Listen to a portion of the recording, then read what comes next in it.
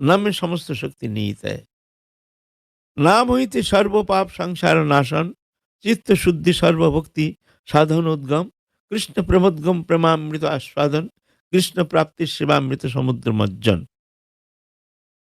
नाम से इतना कुछ हो सकता है। पहले नाम करते हैं, नाम करते करते करते करते रटते रटते अच्छा नहीं लगता है, मन चंचल है, कोई रुचि नहीं।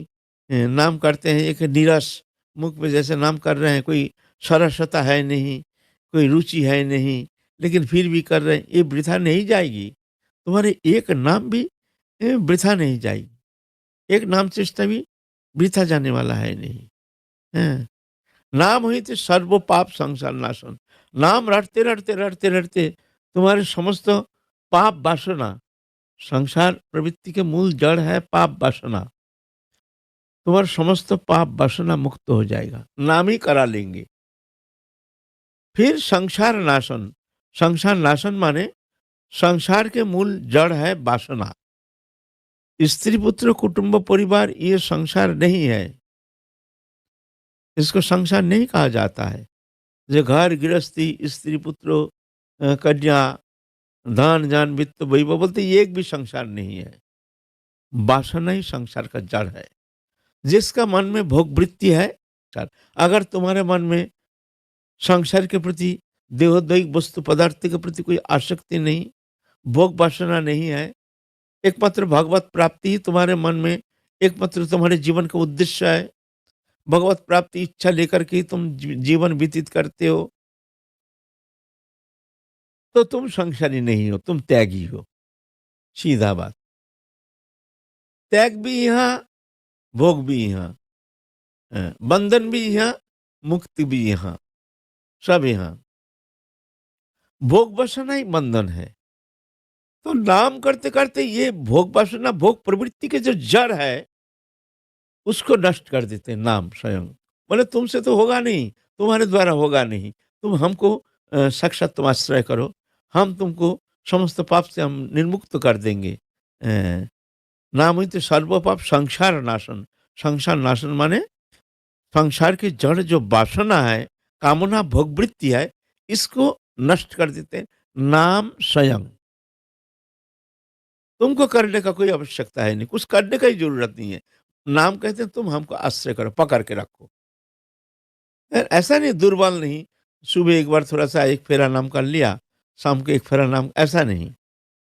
जो अखंड नाम को आश्रय कर लेते हैं, जो नाम ही हमारे एकमात्र आश्रय है, क्योंकि अपने साधन चेष्टा के द्वारा, अपने निज तप तपस्या के द्वारा कभी हम ये संसार चक्र से मुक्त होकर परम कल्याण साधन कर नहीं पाएंगे, प्रभु को हम कभी प्राप्त कर नहीं पाएंगे। तो हे नाम प्रभु, नाम नामी अभिन्न है, तुम नाम नाम ही तुम भगवान के स्वरूप हो, अखंड स्वरूप हो। भगवान ही नाम रूप में विद्यमान है। नाम प्रभु तुम हमको स्वीकार करो, तुम हमको अपने कृपा बल पर संसार चक्र से मुक्त करके परम धाम प्राप्त कराओ। तो नाम ही ये कार्य करते हैं, नाम कोई शब्द नहीं है, नाम साक्षात भगवान के स्वरूप है, शब्द ब्रह्म है, नाम ही भगवान के स्वरूप है, ये कोई शब्द नहीं है। देख शब्द तो नाम हुई तो सर्व पाप संसार नाशन, समस्त पाप वासना मुक्त हो जाता है। संसार वासना के मूल जड़ जो हमारे भीतर इच्छा प्रवृत्ति है, इसको नष्ट कर देते हैं। फिर होता है चित्त शुद्धि, फिर अंतःकरण शुद्धिकरण होता है, शुद्ध होता है। जब तक अंतःकरण शुद्ध नहीं होता है, अशुद्ध कब तक रहता है? जब तक मन में हमारा भोग वासना है। भोग वासना के कारण मन में नाना प्रकार विकार, काम क्रोध लोभ मोह मत मात्सर्य ईर्ष्या देश लोभ लालसा मोह तंद्रा भ्रम रुख रस परिश्रम आदि नाना प्रकार विकार, ये कामना के कारण, जब तक हमारे कामना है भीतर में, तब तक जाके ये सब कामना के कारण ये विकार हम में देखने में आता है। कामना प्रतिहत होने से क्रोध पैदा होता है, हिंसा देश लोभ लालसा, ये सब इसका ही अनुचर है, कामना के अनुचर है, कामना ही मूल जड़ है। तो उसको जब नष्ट कर देते हैं नाम कृपा करके, तब होता है चित्त शुद्धि। हमारे नाम में रुचि नहीं। इसका कारण क्या है? कारण है हमारे अशुद्ध चित्तवृत्ति, हमारे हृदय अशुद्ध है। ये माया मल मलिनता हमारे अंतःकरण को मलिन करके रखा है। काम, वासना, भोग वृत्ति, ईर्ष्या, द्वेष, लोभ, लालसा, ये कामना के कारण नाना प्रकार अवगुण देखने में आता है। जब तक चित्त शुद्ध नहीं होता है, तब तक जाकर के नाम की जो रस वो आस्वादन नहीं होता है। तो फिर चित्त शुद्धि होता है जब कामना संपूर्ण रूप से तिरोहित तो होता है नाम कृपा से, तब चित्त शुद्धि होती है। फिर सर्वभक्ति साधन उद्गम, फिर नाम हम कर रहे हैं समस्त भक्ति साधन, ध्यान धारणा चिंतन। अभी हम चिंतन करते हैं, चिंतन होता नहीं है, मन लगता नहीं है, मन कहाँ कहाँ भागता है। एक बार भजन करने बैठते हैं तो ना जाने मन कभी दिल्ली चला जाता है, मुंबई चला जाता है, कहाँ जाता है, क्या चिंता करते हैं। कुछ समय तो इस तरह से नाम करके जब उठते हैं तो भजन तो कुछ होता नहीं। फिर भी क्या करें, मन को सांत्वना देते हैं, हम 1 घंटा भजन कर लिया। कुछ नहीं किया, है ना? कुछ नहीं किया। लेकिन चित्त शुद्धि होने से तब भजन का आनंद आएगा। तब चिंतन करने से फिर मन लग जाएगा, बड़ा आनंद लगेगा। एक नाम उच्चारण करते-करते शिहरण शुरू हो जाएगा, अश्रुकंप, पुलक ये सब शुरू हो जाएगा। एवं ब्रुत सप्रिय नाम कीर्ता जाता अनुराग उदित चित्त उच्चई हसति अथ रोदति रोति गायति उन्माद नृत्यति लोकवाज्या। कभी हंसते हैं, कभी गाते हैं, कभी रोते हैं, कभी कीर्तन करते हैं। ऐसी स्थिति होती है नाम करते हैं जब चित्त शुद्धि होती है। सर्वभुक्ति साधन उद्गम, तब ध्यान धारणा, फिर चिंतन करने के लिए फिर हमको कोशिश करने की आवश्यकता नहीं है। फिर ऑटोमेटिक आँख मूंदते ही कोई ना कोई लीला आकर के हमारे मन को एकदम लीला में प्रवेश करा देते हैं। एक अद्भुत लीला रस आनंद में साधक निमग्न हो जाते हैं। घंटों-घंटों कहाँ से बीत गया उसका ख़्याल भी नहीं रहता है। एक दिव्य आनंद स्रोत में वो साधक डूब जाता है। ये कौन कराता है? जब चित्त शुद्धि होता है तभी जाके होता है।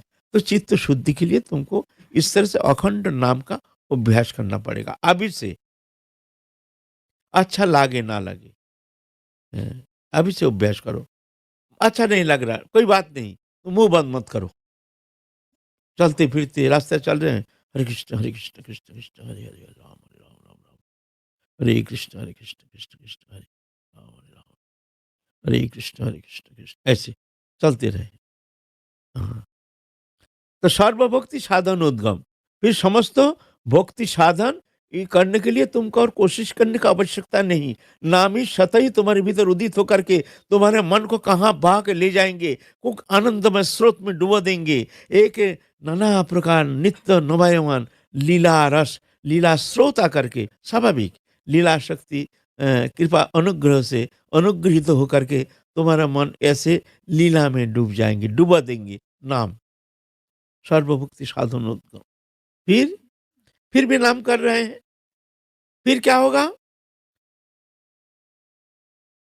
कृष्ण प्रबोधगम, फिर कृष्ण प्रेम, शुद्ध प्रेम जो प्रेम का छटा उसमें उनमें दिखने में आएगा। वो प्रेम आनंदोश्रुपात अ, भगवत चिंतन में एक तल्लीनता, तन्मयता कहाँ से सुबह से संध्या तक कहाँ से कौन स्रोत में बहा के कौन दिशा में ले जाएँगे कोई ठिकाना नहीं। शुद्ध-बुद्ध रहेगा नहीं, शरीर का ख़्याल रहेगा नहीं। संसार में क्या हो रहा, क्या नहीं हो रहा, ये चिंतन करने का मानसिकता ही समाप्त हो जाएगा। मन अतीन्द्रिय जगत में ऐसे तल्लीनता प्राप्ति हो जाएगी, जहाँ जाके मन देहोदैहिक वस्तु विषय में चिंतन करने का उसको मौका ही मिलेगा नहीं। एक अतीन्द्रिय आनंद स्रोत में डुबो देंगे। कौन? ये नाम, कृष्ण प्रबोधगम। फिर नाम कर रहे हैं, नाम कर रहे हैं, फिर क्या होगा? प्रेमामृत आस्वादन, प्रेम रस वो आस्वादन करेगा। वो अचिंत्य है। वो कैसे रस है? बोलते इस शब्द के अगम्य, शब्द के द्वारा इसका वर्णन होता नहीं। जो शब्द के द्वारा वर्णन करेंगे वो प्रेम रस, वो रस कैसी है? हैं? गूंगा के पास मिठाई खिलाने से गूंगा जैसे कह नहीं सकता है, ऐसे ही वो शब्द के अगम में शब्द के कोई प्रवेश नहीं है। जिस शब्द की तरह उसका वर्णन करेंगे, जो वो प्रेम रस ऐसे है, वो आस्वादनीय है, वो अनुभव वेद्य है, वो कृपा साध्य है, अचिंत अगम्य, इंद्रियातीत, गुणातीत, लोकातीत, मायातीत। हम्म। फिर क्या होता है? फिर भी नाम कर रहे हैं, अभी तक समाप्त तो नहीं हुआ। अब नाम कहाँ ले जा रहे हैं हमको? हाँ, अभी नाम कर रहे हैं, नाम चल रहा है। अब नाम हमको ले जा रहे हैं, कहाँ ले जा रहे हैं? वही वर्णन कर रहे हैं, हम नहीं कह रहे हैं। हमारे शास्त्र, हमारे आचार्यों ने जिस तरह से अनुभव करके हमारे लिए उनके प्रसाद रख के गए हैं, तदनुसार हम कुछ वर्णन करने के लिए प्रयत्न कर रहे हैं। है ना? फिर नाम कर रहे हैं, नाम कहाँ ले जाएँगे फिर? प्रेमामृता सदन, फिर कृष्ण प्राप्ति। अब साक्षात भगवान आके तुमको दर्शन देंगे। उनके अचिंत अनुग्रह शक्ति के द्वारा उनका कृतकृत्य करेंगे। बस यहाँ पर साधक का समाप्ति, साधक का जड़ चेतन ग्रंथि मुक्त हो जाता है। साधक यहाँ परामुक्ति, बस फिर कभी संसार चक्र में वो आएगा नहीं। जद गत्ता न निवर्तन्ते तद धाम परमं मम। बस ये जड़ चेतन ग्रंथि खुल गया, भगवान के प्रत्यक्ष अनुभव हो गया। भगवत कृपा से जब वो समस्त परिकरों के साथ धाम और समस्त परिकरों के साथ साधक का कृतकृत्य करते हैं, उनका पूर्ण प्रत्यक्ष रूप में उनको अनुभव कराते हैं, ये साधक तृप्त हो जाता है। फिर साधक कभी कोई अवस्था में इस संसार चक्र में फिर लौट के आता नहीं है। इसको कहते हैं निरापद भूमि। इस भूमि में जब तक साधक नहीं पहुंचता है, तब तक उसको पुनरावर्तन की संभावना है।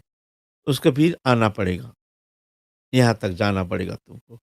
लेकिन सरल, बहुत सरस, सहज, सरल, सुगम उपाय हरिनाम साधन। अगर विश्वास है हमारे आचार्य जी की वाणी में, तो ये हरिनाम साधन करना सर्वोपरि। उठते बैठते खाते सोते जहाँ तहाँ जैसे तैसे नाम अखंड रटते रहो। अच्छा लागे ना लागे ये चिंता नहीं करना। तो कोई नुकसान की कोई भय नहीं है। तुम मान लो हम कर रहे हैं, आचार्यों के वाणी मान करके तुम ऐसे अनुशीलन ही कर रहे हो, लेकिन ये वृथा जाने वाली है नहीं। हम्म। फिर कृष्ण प्राप्ति, फिर क्या होता है? शिवामृत समुद्र मज्जन, एकदम शिवामृत में ले जाते हैं, सेवा में ले जाते हैं। इतना करते हैं नाम हरिनाम संकीर्तन। ये हरिनाम महाप्रभु ये प्रदान किए हैं कलिजुग जीवों के लिए। वो निवृत्त निकुंज लीला रस माधुरिमा है, वो प्रेम रस निर्जास आस्वादन के लिए सरल सहजतम साधन पद्धति है हरिनाम संकीर्तन। कलौ तद हरि संकीर्तनात्। एकमात्र कलिजुग में हरिनाम संकीर्तन के द्वारा समस्त उस प्राप्त करने में समर्थ हो सकते हैं। है ना? इतना सरल उपाय,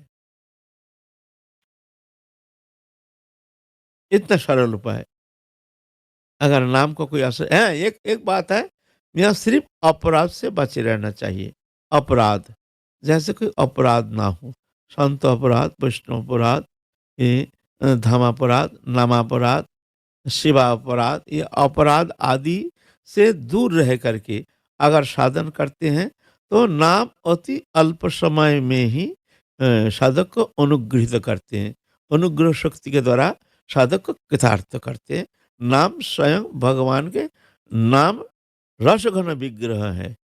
इसीलिए नाम साधन करने से तुमको अति सहज सब कुछ मिल जाएगा।